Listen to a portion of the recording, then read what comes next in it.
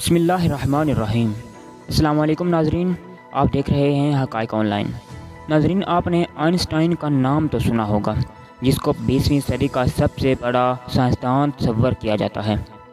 Einstein کی زندگی کے کئی ایسے واقعات ہیں جو قابل تجسس ہیں، جیسے وہ بیٹی جو آئنسٹائن کی شادی سے 1 سال پہلے پیدا ہوئی۔ آئنسٹائن کو بولنے کی ایک خطرناک بیماری تھی۔ آئنسٹائن کا وہ خط جس کی وجہ سے ایٹم بم بنا۔ آئنسٹائن کو کیسے یہ پتہ چل گیا کہ ہٹلر یہودیوں کے ساتھ کیا کرنے والا ہے؟ پہلے ہی اسرائیل منتقل ہو گیا، اور آئنسٹائن کی آخری وصیت جس کو بھی پورا نہ کیا گیا۔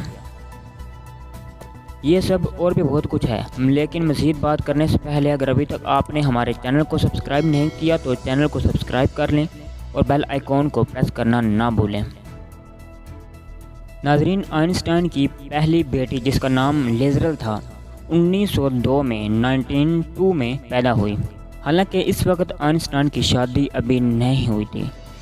دراصل یہ بیٹی اس معاشقے کا نتیجہ تھی جو آئنسٹائن کا یونیورسٹی میں ایک میلوا نامی خاتون سے تھا۔ آئنسٹائن اس سے شادی بھی کرنا چاہتا تھا، اور بعد میں اس نے شادی کر بھی لی تھی، کیونکہ آئنسٹائن کی والدہ اس میلوا نامی لڑکی سے آئنسٹائن کی شادی نہیں کروانا چاہتی تھی۔ شاید اس کی بڑی وجہ یہ تھی کہ میلوا ایک عیسائی لڑکی تھی۔ ناظرین، آئنسٹائن اپنی اس پہلی بیٹی کو ساری زندگی نہیں مل سکا۔ کچھ سالوں بعد اس کی بیٹی کی وفات ہو چکی تھی۔ ناظرین، آئنسٹائن ایک بہت بڑا سائنسدان، لیکن اس کی یادداشت اتنی زیادہ کمزور تھی، یا پھر شاید وہ خود ہی چیزیں یاد نہیں رکھنا چاہتا تھا۔ ایک دفعہ جب آئنسٹائن سے اس کا نمبر کسی نے مانگا تو وہ اپنی ڈائری سے اپنا نمبر تلاش کرنے لگا۔ اس کے متعلق سوال کیا گیا تو آئنسٹائن نے اس کا جواب دیا کہ آپ جن چیزوں کو لکھ کر محفوظ کر سکتے ہیں تو ان کو یاد کیوں کیا جائے۔ ایک دفعہ آئنسٹائن ایک ٹیکسی میں بیٹھا۔ جب ٹیکسی ڈرائیور نے پوچھا کہ آپ نے کہاں جانا ہے تو اس کو اپنے گھر کا پتہ بھی یاد نہیں تھا۔ پھر جب آئنسٹائن نے اس سے یہ کہا کہ کیا تم آئنسٹائن کو جانتے ہو، تو اس نے کہا ہاں میں جانتا ہوں۔ تو آئنسٹائن نے کہا کہ میں ہی وہ آئنسٹائن ہوں اور مجھے آئنسٹائن کے گھر پر لے چلو۔ ٹیکسی ڈرائیور بالکل آنکھیں پھاڑتا ہوا ان کو دیکھنے لگ گیا۔ ناظرین، پہلی جنگ عظیم 1914 میں چھڑ گئی تھی اور 1918 میں جنگ جرمنی کی شکست پر ختم ہوئی۔ اس جنگ میں جرمنی کو بہت زیادہ نقصان ہوا اور ان کو بہت زیادہ نقصان کا سامنا کرنا پڑا، اور جرمنی کی شکست کی ایک بڑی وجہ یہودیوں کو بھی قرار دیا گیا۔ اس کے اثرات یہودیوں پر کچھ سال بعد دیکھنے کو ملے۔ ناظرین، اس کے بارے میں ایک مکمل ویڈیو ہمارے چینل پر موجود ہے، آپ وہ ہمارے چینل پر جا کر دیکھ سکتے ہیں کہ ہٹلر نے کس وجہ سے اور یہودیوں کے ساتھ کیا برا سلوک کیا تھا۔ ناظرین، آئنسٹائن ان حالات کو اچھے سے بھانپ چکا تھا کہ ہٹلر کی نازی پارٹی اقتدار سنبھال رہی تھی، تو اس وقت یہ یہودی سائنسدان چپکے سے جرمنی سے نکلنے میں کامیاب رہا اور اس نے اسرائیل جا کر پناہ لے لی۔ ناظرین، اگر آئنسٹائن اس جگہ سے اس صحیح وقت میں نہ نکلتا تو شاید آج سائنس کی دنیا میں اتنی ترقی کبھی نہ ہو پاتی، اور شاید ایٹم بم بھی نہ بنا ہوتا۔ ناظرین، ایٹم بم اس وقت امریکی سائنسدانوں نے بنایا جب اس وقت کے صدر کو آئنسٹائن کا یہ خط ملا، جس میں آئنسٹائن نے جرمنی کے بارے میں اس بات کا انکشاف کیا کہ اسے شک ہے کہ جرمنی ایٹم بم بنانے والا ہے اور جس کا وہ استعمال امریکہ کے لیے کرے گا۔ یہ خط پڑھتے ہی فوراً امریکی سائنسدانوں نے ایٹم بم کی بنانے کی تیاری شروع کر دی، اور چند ہی عرصے میں انہوں نے ایٹم بم بنا لیا۔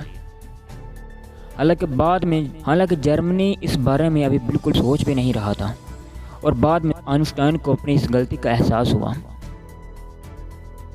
اور وہ اپنی اس غلطی پر اپنے آخری وقت تک پچھتاتا رہا۔ ناظرین، آئنسٹائن نے یہ جملہ کہا تھا کہ اس کے وہ اثرات ہوں گے کہ انسان ایک بار پھر پتھر کی دنیا میں چلا جائے گا، یعنی یہ ایٹم بم سب کچھ تباہ و برباد کر دے گا۔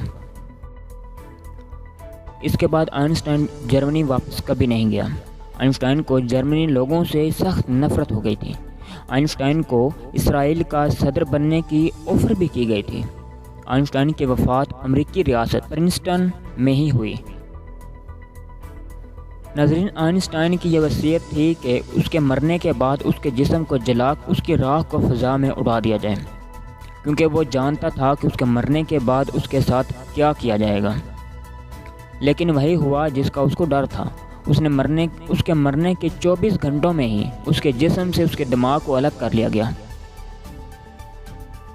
اور یہ کام تھامس ہابز نامی ایک سائنسدان نے کیا۔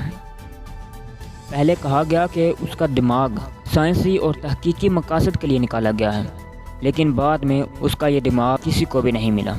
کہا جاتا ہے کہ تھامس ہابز نے آئنسٹائن کے دماغ کے چھوٹے چھوٹے ٹکڑے کر کے کئی جگہ پر محفوظ کر لیا تھا، اور اس کے انجام کو کوئی بھی نہیں جانتا کہ آخر میں اس کے دماغ کے ساتھ کیا کیا گیا۔